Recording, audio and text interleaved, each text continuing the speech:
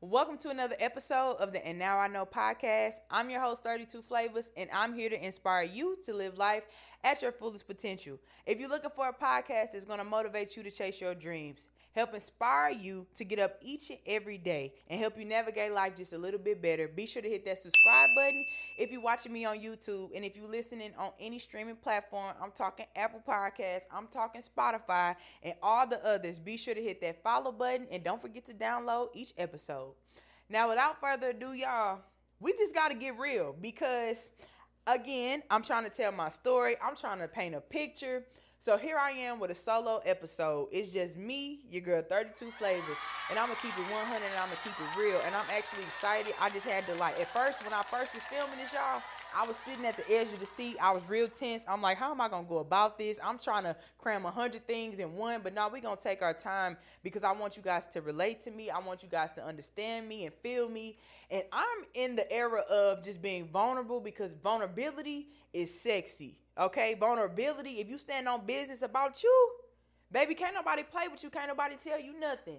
So today's episode is about therapy, right? And I might have to break this down into part 1, part 2, part 10. But it's going to get deep, and I'm just excited to share with y'all who I am because, like I said in the first episode, I've always been private.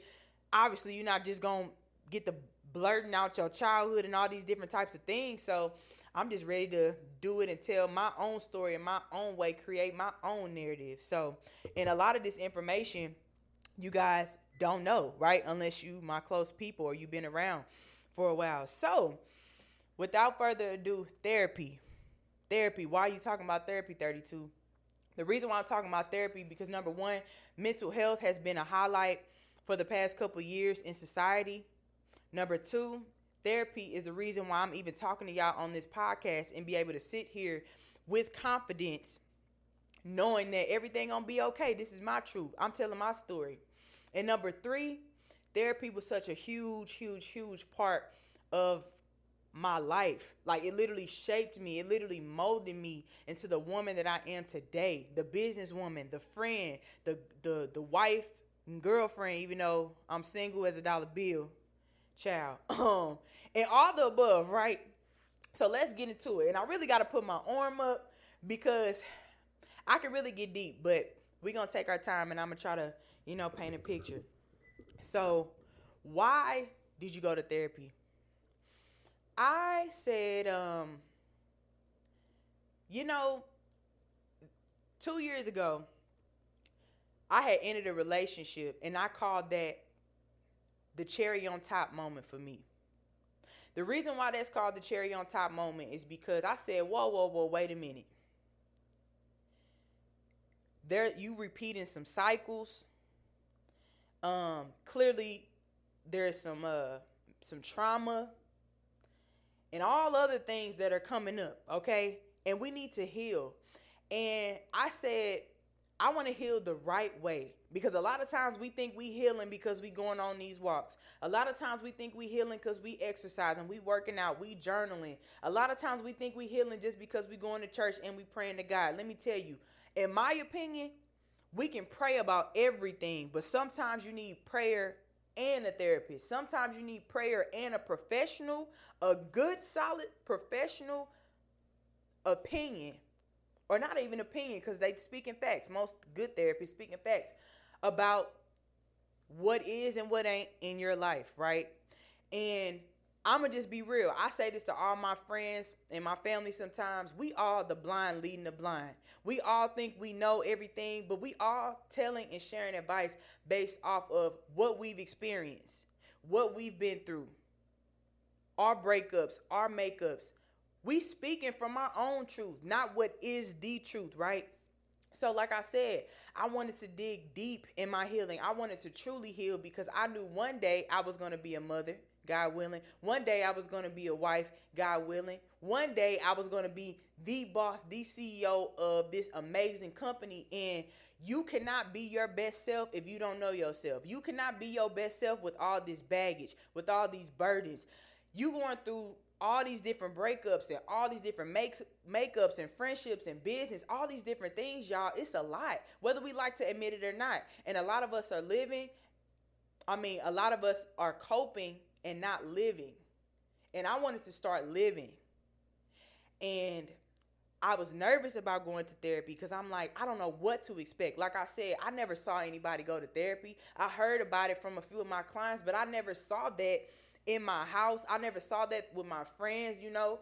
And so I've always been a very self-aware person, but I don't know, y'all. I feel like you can only be so self-aware because when you know better, you do better. And I was determined to know better, right?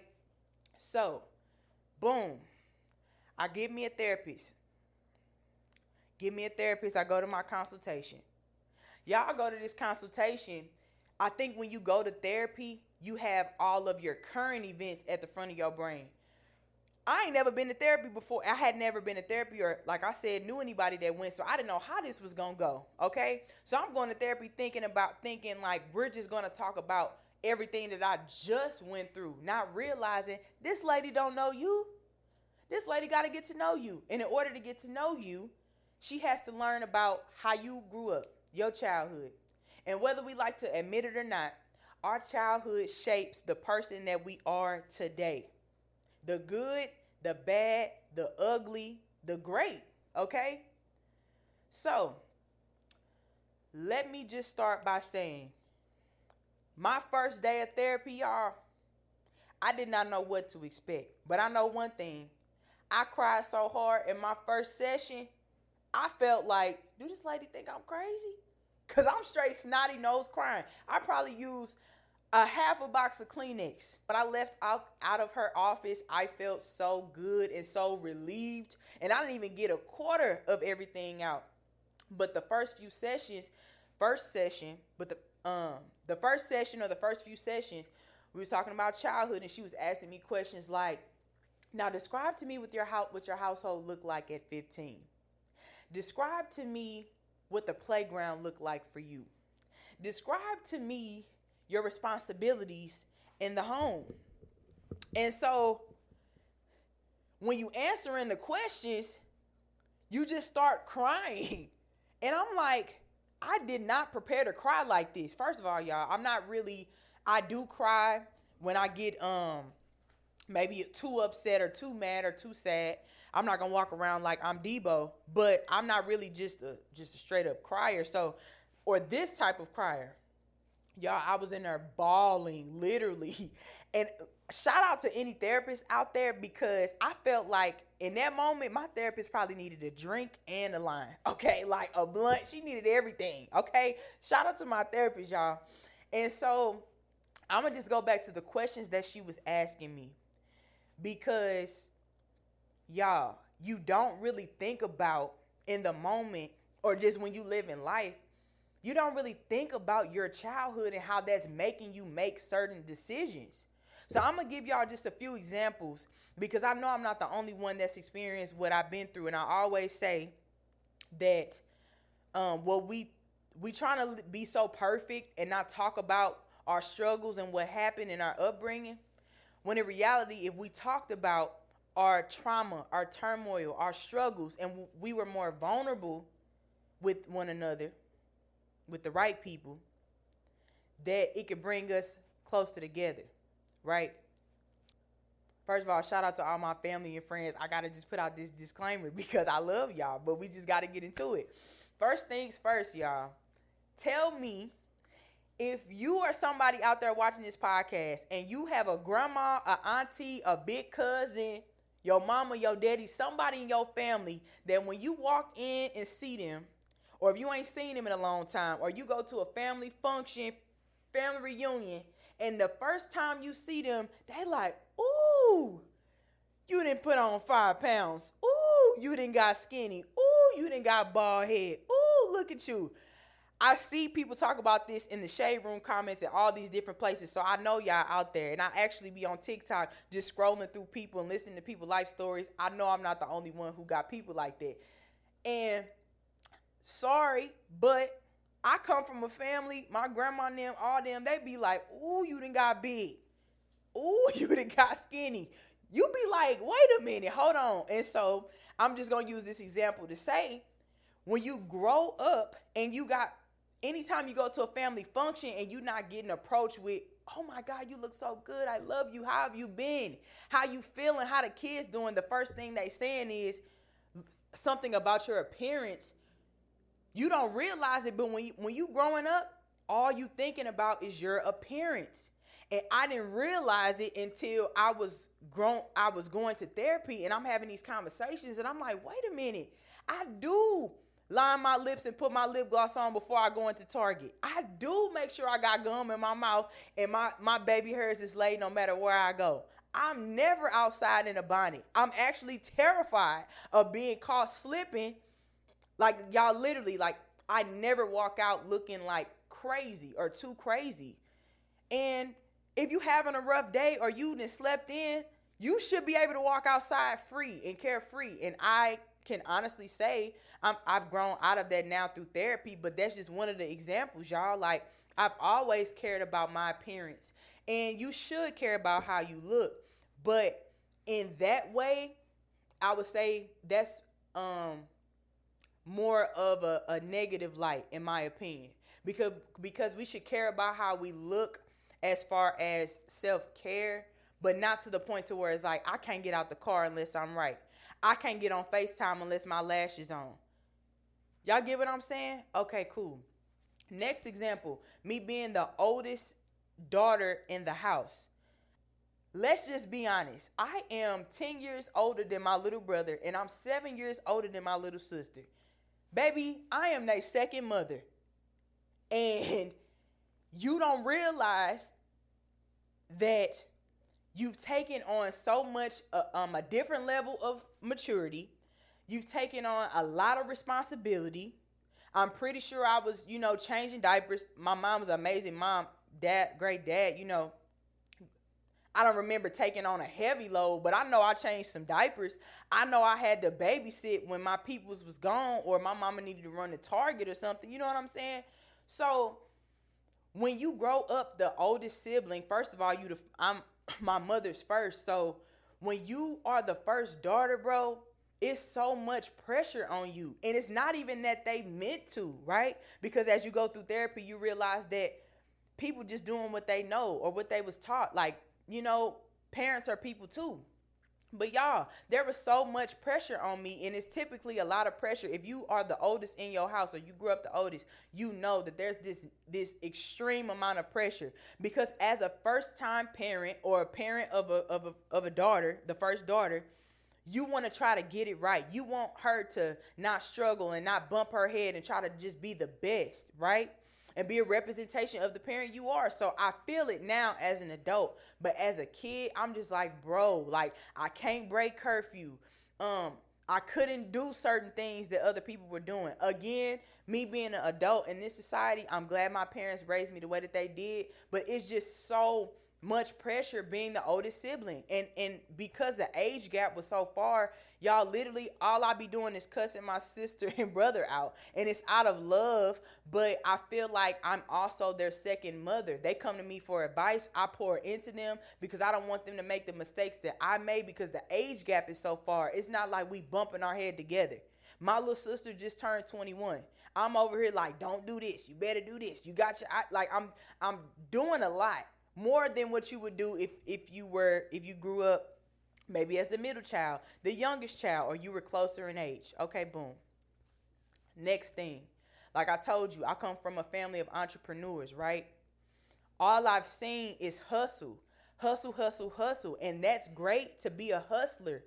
But some days, y'all, I would work long hours. I would just almost let my clients not run over me, because ain't nobody run over me, but I would let my clients just, can I please get in? Can I please get in? And yeah, the money great, but the money is not worth all of your time. You feel me? But because I grew up just seeing people get into it, get money, we don't want to work for I don't want to sound crazy, we don't want to work for the man, okay? You feel like I gotta hustle, hustle, hustle, so that way I never have to work a 9 to 5 or whatever when I get grown. You feel me? So those are just a few examples that I would like to say that help shape me. Another one that I would like to say is growing up, I had a lot of male cousins that I hung out with. I don't have a lot of female cousins that I was kicking it with. Like my cousin gang were all guys. And so I used to be rough and super tough. Super rough and tough with my guy cousins. And it's like growing up, you don't realize that you a little bit more rough until you look at other women or other young ladies growing up and you like, wait a minute. You know, like when I was growing up, y'all, I did not wear a nail. I did not put a heel on. I was not the baddie, right? I would have on my, if you know, you know, I used to wear PF Flyers, camo cargo shorts. I had the earned up polo. I used to hate nails, y'all, or any type of polish. I'm clearly totally, like, I'm not even that person no more. But do y'all feel what I'm saying? So I'm saying all this to say, and these are only a few examples, that childhood really does shape you and mold you into the person that you are until you take the time to break down the why. The why, the why. I remember years ago I was working at Nordstrom, and shout out to, I'll call him my brother, Jabari. He probably, I don't know if he remembered this. I hope he sees this. He can tell me if he remember. But I told him that I wanted to start a podcast called The Why, because I wanted to figure out why people did the things that they did, right? And I'm saying all this to say that your childhood is your why. Your childhood is your why. And it's up to you to take accountability and become a better person and grow and all these different things. So, with that being said, y'all, when I sat down and I was pouring all of this out to my therapist, I started to realize and have these epiphanies like, wow, I can actually grow and change and evolve. And this isn't my fault, but it is, right? It becomes your fault once you get grown and you're not living in them situations no more. Because how many of y'all know people that say, well, I'm like the way I am the way I am, just this is just who I am? No, it's up to you to go hold yourself accountable and say, listen, I don't want to be this person no more. I don't want to act like this no more. I want to break down the why. I want to heal from that, and I want to get better and do better. So that's what I decided to do, right? And so as I was talking to my therapist, connecting with her, she really did help me and teach me and show me strategies and ways in which I cannot let my childhood show up so much, because it will. I'm going to just go back to the being the oldest sibling thing. When I was growing up, maybe middle school, early high school, some friends would say, you act like the mama, you act like the mama. But when you grow up and you literally have so much responsibility, you're overly mature, more mature than your own, than what you gotta be for real. Like you a bit like that rubs off in your friendship. That might rub off in your business. You get what I'm saying? So yes, y'all, childhood shapes you. And I want to encourage anybody out there watching this video right now to go dig deep into your childhood. And when you do that, you will have a lot of revelation. And you would think like, dang, I am the way that I am. I do this because of how I was raised, how I was brought up, the things I saw, right? How I was treated on the playground. You get what I'm saying? So yeah, y'all. Moral of the story for this childhood part, go back and dig deep. Go back and dig deep, because there's a lot of healing there. There's so much healing there. And I just want to give a special shout out to my therapist, because the questions that she asked me were so on point. It really had me thinking like, wow. And so, yes, y'all, as I dived deep into therapy, I feel like once I got over that childhood portion, I started feeling a little bit of resentment towards every piece of my life. Friends, business, family. It's like, this happened to me and they did me like this, so that's why I am what I am. Okay, remind y'all, this is the beginning of therapy, so give me some grace. I wasn't at the point to where I was holding myself accountable like the way that I am now, right? But, y'all, I was walking around looking at people in situations like, I don't know how to feel because it's y'all fault. And, I ain't gonna lie, y'all, the beginning of therapy can be rough, but it's so rewarding when you get over it and you get through it and you work through it. Because you got to understand, you're trying to unpack years and years of your life. And a lot of times we don't really sit and think about our childhood. Like on a day-to-day, I'm not thinking about, oh, I was the oldest sibling, so this is why I did this and that. Like, you're not thinking like that, you know? You're not thinking like, oh, my grandma did used to say this, or my mama, auntie, cousin, sister, whoever, daddy, whoever it was to you did used to be like, ooh, girl, you getting skinny, or ooh, girl, you getting fat. Like, you know, those things shape you and they mold you. So again, I want to encourage you, if you're watching this, like, try to dig deep. And if you know, you know. Most people can think about their childhood and name some things, but therapy gonna have you thinking about some whole other stuff that you never thought about, right? And so, yeah, y'all, I just want to end this episode here, because the next episode, we are going to be talking about how I worked my way through resentment and how I got into the point that I'm at now. Because the person that I am now is just, I'm so confident in who I am. I'm so strong, and just so that Godfidence that I talk about, y'all, it just comes from healing. It comes from therapy. And I just believe that me going to therapy truly got me living in my purpose the right way.